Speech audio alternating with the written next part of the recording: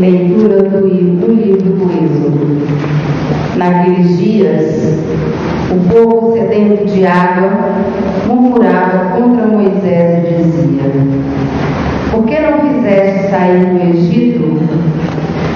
Foi para nos morrer de sede, a nós, nossos filhos e nosso gado? Moisés clamou ao Senhor, dizendo: que farei por este povo? Por pouco não me apedrejaram. O Senhor disse a Moisés: passa diante do povo e leva contigo alguns anciãos de Israel. Toma a tua vara, com que feriste o rio Nilo, e vai. Eu estarei lá diante de ti, sob o rochedo, no monte Horebe. Ferirás a pedra e dela sairá água para o povo beber.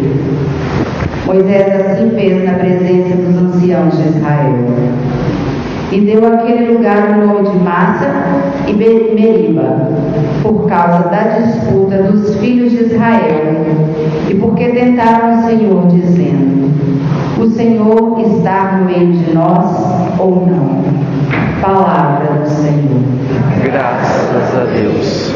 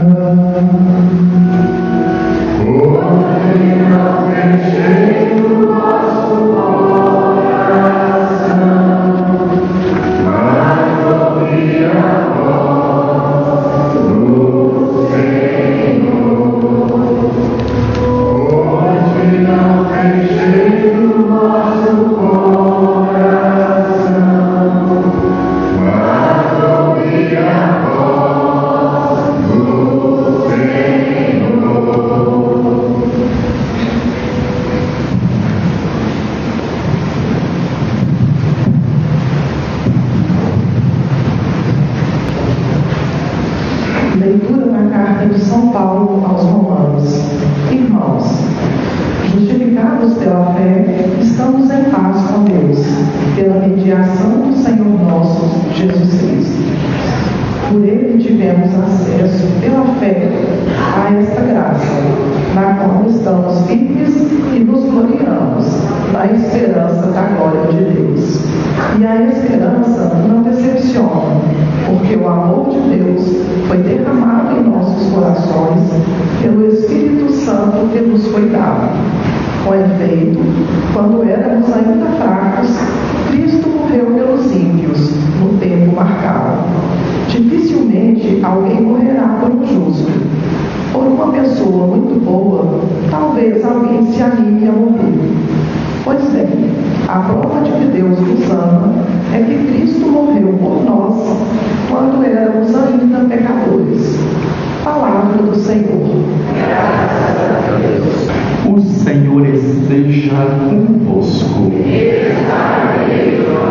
Proclamação do Evangelho de Jesus Cristo segundo João.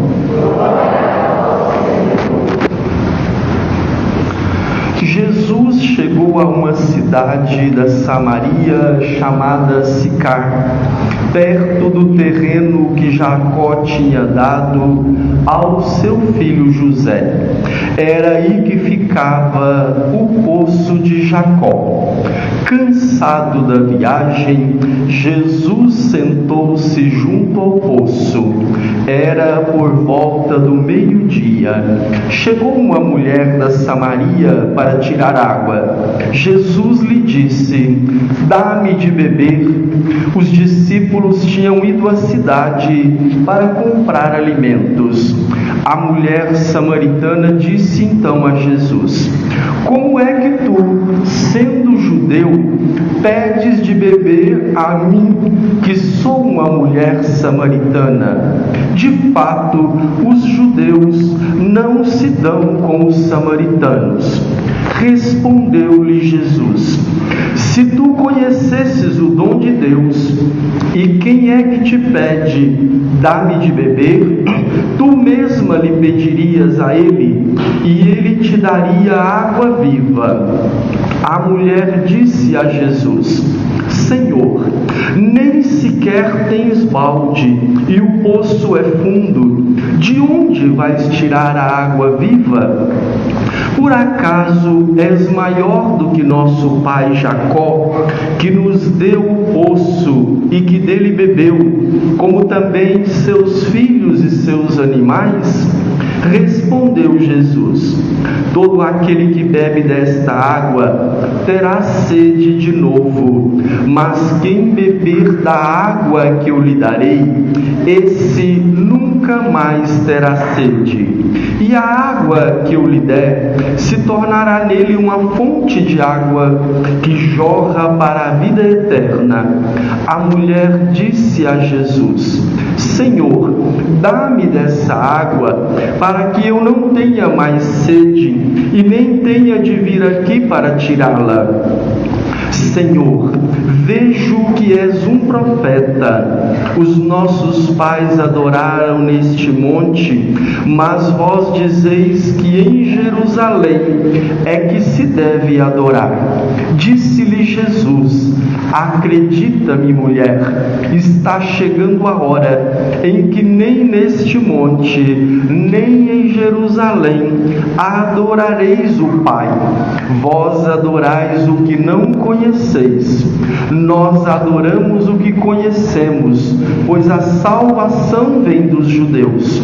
Mas está chegando a hora, e é agora, em que os verdadeiros adoradores adorarão o Pai em espírito e verdade. De fato, estes são os adoradores que o Pai procura. Deus é espírito, e aqueles que o adoram devem adorá-lo em espírito e verdade." A mulher disse a Jesus: "Sei que o Messias, que se chama Cristo, vai chegar. Quando ele vier, vai nos fazer conhecer todas as coisas." Disse-lhe Jesus: sou eu que estou falando contigo. Muitos samaritanos daquela cidade abraçaram a fé em Jesus. Por isso, os samaritanos vieram ao encontro de Jesus e pediram que permanecesse com eles. Jesus permaneceu aí 2 dias. E muitos outros creram por causa da sua palavra. E disseram à mulher: já não cremos por causa das tuas palavras, pois nós mesmos ouvimos e sabemos que este é verdadeiramente o Salvador do mundo. Palavra da salvação.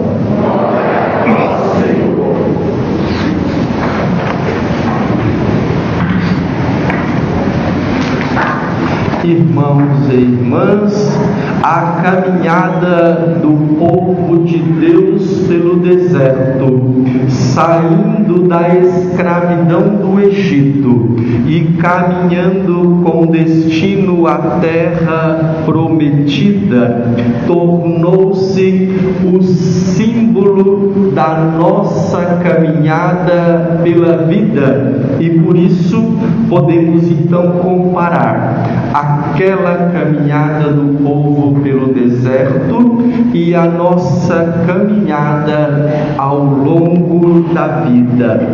Para o povo de Deus, o deserto foi o lugar de viver, de exercitar a dependência de Deus e a aprovação da parte de Deus.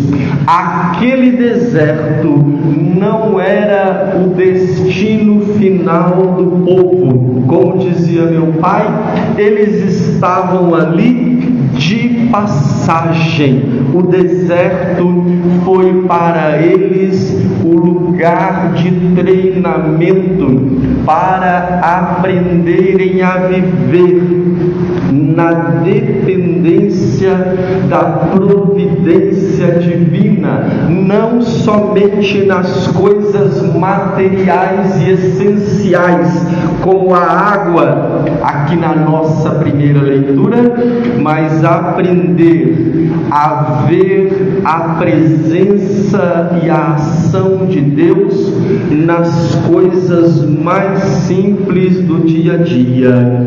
Hoje nós caminhamos pela vida sabendo que a nossa estadia aqui na terra é temporária. Também estamos aqui de passagem para aprendermos a viver na providência de Deus, na simplicidade do meu pai. Ele dizia: dentre as poucas coisas que nós podemos ter certeza nesta vida, uma das primeiras é que nós estamos aqui de passagem.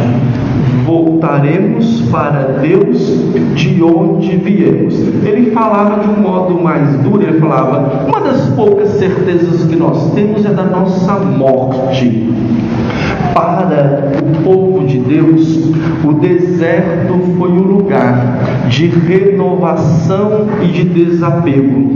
Para o povo de Deus, o deserto foi um lugar providencial, foi um lugar oportuno para ele esquecer, para abandonar, para enterrar de vez aqueles velhos hábitos que eles haviam adquirido no Egito. O povo de Deus permaneceu no deserto durante uma geração, até passar aquela geração e vir uma geração nova, com uma nova mentalidade, mais forte, mais fiel, mais devotada a Deus e mais santa. Hoje nós somos convidados, não somente no tempo quaresmal, mas em todo o tempo da nossa vida, a abandonar os nossos velhos hábitos, a abandonar os nossos vícios, as nossas manias, os nossos hábitos repetitivos que se manifestam como obsessões, como compulsões, como comportamentos inconvenientes e desagradáveis a Deus, desde aqueles comportamentos que do ponto de vista moral não são graves, mas são inconvenientes, que atrapalham o nosso crescimento humano, que atrapalham a nossa maturidade espiritual, até mesmo aqueles comportamentos mais graves. O povo de Deus no deserto viu aquela oportunidade como um momento para se educarem na direção divina, exercitarem a vivência sob a orientação de Deus. O autor sagrado nos mostra que Deus conduziu, guiou o povo de Deus por meio de uma coluna de nuvens durante o dia e por meio de uma coluna de fogo durante a noite, sem contar as mediações humanas, como por exemplo o próprio Moisés. Hoje nós somos guiados no nosso dia a dia pelo Espírito Santo, como diz a nossa segunda leitura, que foi derramado em nossos corações. Somos convidados a nos deixar guiar pelo Divino Espírito Santo nos nossos caminhos e nas nossas direções, nas decisões e nas escolhas que temos que fazer ao longo da nossa vida, nos momentos de indecisões e de incerteza. O deserto para o povo de Deus foi o lugar de superação das suas limitações e de exercício na vivência da fé. O povo de Deus foi exercitado na resiliência, aquela capacidade psicológica, aquela capacidade emocional de nos adaptarmos, de nos recuperarmos, de enfrentarmos os desafios da nossa vida, as adversidades, as pressões, as mudanças, cheios de esperança de que as enfrentaremos, passaremos por elas e as superaremos e sairemos delas mais amadurecidos do que quando as enfrentamos. E o povo precisou daquela habilidade de superar as crises que passamos ao longo da nossa vida. Em outros momentos, exigiu-se do povo a coragem para perseverar em rumo ao seu destino. Hoje nós precisamos desta capacidade de discernir em que momentos temos que parar, esperar, ter paciência, reorientar a nossa vida, como também daqueles momentos que é preciso coragem e determinação para irmos adiante. Lá em Araxá, quando a gente ajudava na fazendinha de recuperação de adictos, dos dependentes químicos, eles tinham uma oração lá que eles rezavam todos os dias. Eles chamavam de a oração da serenidade, que diz assim: Senhor, concedei-me a serenidade necessária para aceitar aquelas coisas que eu não posso mudar, coragem para mudar aquelas que eu posso, e sabedoria para distinguir umas das outras. sabedoria para não cairmos no pecado da murmuração diante das adversidades, como fez o povo de Deus aqui no deserto. E a murmuração, no sentido bíblico, não é somente uma indisposição diante das adversidades, não é somente uma reclamação. A murmuração, no sentido bíblico, é a expressão da ingratidão diante de Deus, é a expressão da falta de confiança em Deus, é a expressão da rebeldia, da revolta e da rebelião contra Deus. No deserto, o povo de Deus passou por provações que concederam essas provações concederam ao povo oportunidade de aprendizagem, de crescimento e o ajudaram a confiar e depender totalmente de Deus. Hoje nós também somos convidados a vivermos esta liberdade dos filhos de Deus, deixarmos para trás as nossas escravidões, os nossos pecados, as nossas dependências, para livremente caminharmos rumo ao céu, à eternidade. E eu termino dizendo que nós temos aqui hoje no Evangelho o exemplo da mulher samaritana, que para nós é um exemplo de quem encontrou-se com o nosso Senhor Jesus Cristo e foi crescendo sempre mais na comunhão e na intimidade com Ele. Vejam cada passo que isso foi acontecendo. Num primeiro momento, aquela mulher viu nosso Senhor Jesus Cristo simplesmente como um judeu. Como é que você, sendo judeu, pede de beber a mim, que sou samaritana? Num momento seguinte, aquela mulher reconheceu Jesus, o judeu, como um profeta, e ela diz claramente: Senhor, vejo que você é um profeta. E a intimidade foi crescendo. Viu Jesus como um judeu, viu Jesus como um profeta e depois o reconheceu como o Messias, o Cristo. Sei que o Messias, o Cristo, vai chegar, disse a mulher. E Jesus se revela a ela como não fez de modo tão claro em nenhuma outra oportunidade do Evangelho. Sou eu o Messias, o Cristo, que está falando com você. Depois de ter conhecido Jesus, aquela mulher se deixou conhecer por Ele. Ela diz aqui ao povo: venham ver um homem que me disse tudo aquilo que eu fiz.